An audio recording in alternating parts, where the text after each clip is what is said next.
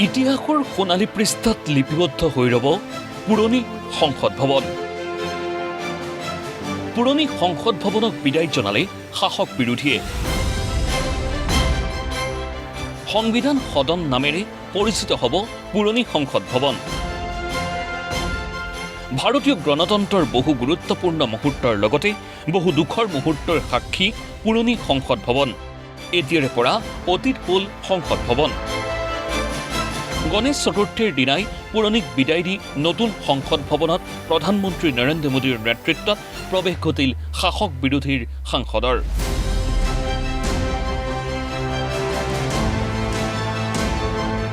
পুৰণি সংসদ ভৱনৰ কেন্দ্ৰীয় কক্ষত অনুষ্ঠিত হ'ল বিদায় অনুষ্ঠানৰ।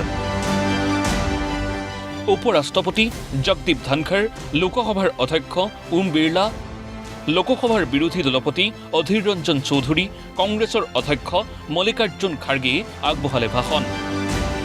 সকলোৰে সন্মুখত প্ৰধানমন্ত্ৰীৰ মন্তব্য, নতুন ভৱিষ্যতৰ এয়া আৰম্ভণি। বিকশিত ভাৰতৰ সংকল্পলৈ পুনৰ নতুন যাত্ৰা। नए संसद भवन में हम सब मिलकर के नए भविष्य का श्री गणेश करने जा रहे हैं।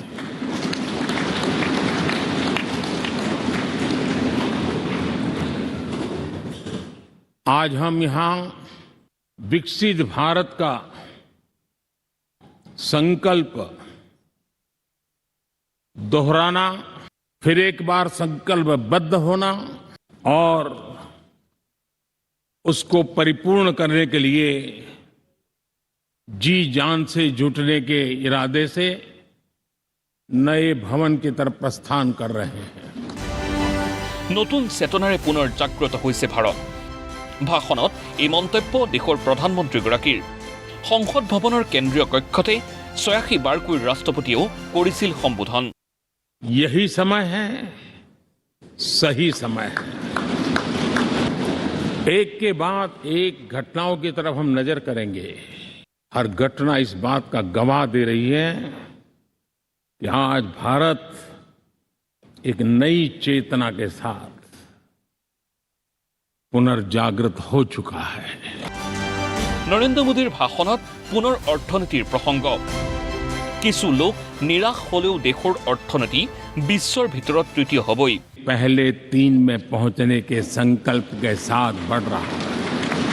हम में से कुछ लोगों की निराशा हो सकती है, लेकिन दुनिया आश्वस्त है कि भारत टॉप 3 में पहुंच के रहेगा। कि आज इंडियन एस्पिरेशंस उस ऊंचाई पर है जो शायद पिछले 1000 साल में नहीं रहे होंगे। সৰু কেনভাছত বৃহৎ চিত্ৰ অংকন কৰিব নোৱাৰি। একেদৰে চিন্তাৰ পৰিধি বহল কৰাৰ প্ৰয়োজন বুলি উল্লেখ প্ৰধানমন্ত্ৰীগৰাকীৰ। जैसे छोटे कैनवास पर बड़ा चित्र नहीं बन सकता, वैसे हम भी अगर हमारे सोचने के कैनवास को बड़ा नहीं कर सकते तो भव्य भारत का चित्र भी हम नहीं अंकित कर सकते। প্ৰধানমন্ত্ৰী মোদীৰ মুখত সামাজিক ন্যায়ৰ কথা। অসন্তুলিত বিকাশে দেশক কেতিয়াও সমৃদ্ধ কৰিব নোৱাৰে। सामाजिक न्याय ये हमारी पहली शर्त है।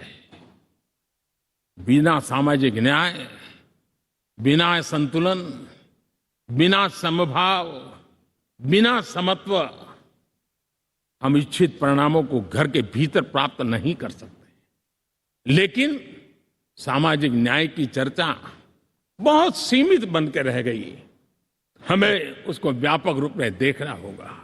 असंतुलित विकास, शरीर कितना भी स्वस्थ क्यों न हो, लेकिन एक उंगली को भी अगर लकवा मार गया है तो शरीर स्वस्थ नहीं माना जाता है। भारत कितना ही समृद्ध हो, लेकिन कोई अंग उसका दुर्बल रह जाए तो भारत समृद्धि में पीछे है, मानना पड़ेगा। और इसलिए हम सर्वांगीण विकास के पक्ष में, सामाजिक न्याय की उस ऊंचाई को प्राप्त करने के पक्ष में दिशा में हमें आगे बढ़ना है। चाहे पूर्वी भारत हो, चाहे नॉर्थ ईस्ट हो, हमें उन चीजों को प्राप्त करना है। পুৰণি সংসদ ভৱন যাতে কেতিয়াও পাহৰণিৰ গৰ্ভত লীন নাযায়, ইয়াৰ প্ৰতি লক্ষ্য ৰাখি পুৰণি সংসদ ভৱনৰ নাম সংবিধান সদন হ'ব বুলি প্ৰস্তাৱ প্ৰধানমন্ত্ৰীগৰাকীৰ। कि अब हम जब नए सदन में जा रहे हैं तब इसकी गरिमा कभी भी कम नहीं होनी चाहिए। इसे सिर्फ पुरानी पार्लियामेंट कह करके छोड़ दें, ऐसा नहीं होना चाहिए।